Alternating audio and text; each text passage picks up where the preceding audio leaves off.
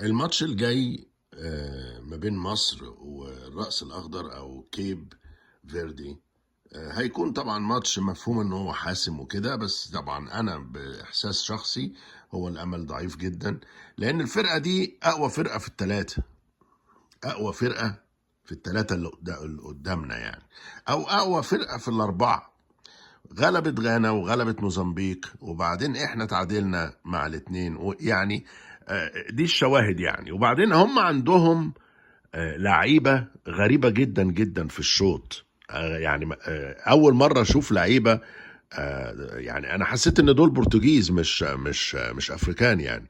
رجليهم مظبوطه قوي، ورجليهم بتطلع قنابل ارض ارض يعني. ما اعرفش مين هيقف قصادهم، مين هيقدر يصد، سواء كان جول، حارس مرمى، ولا حيطه، ولا دفاع، ولا يعني. طبعا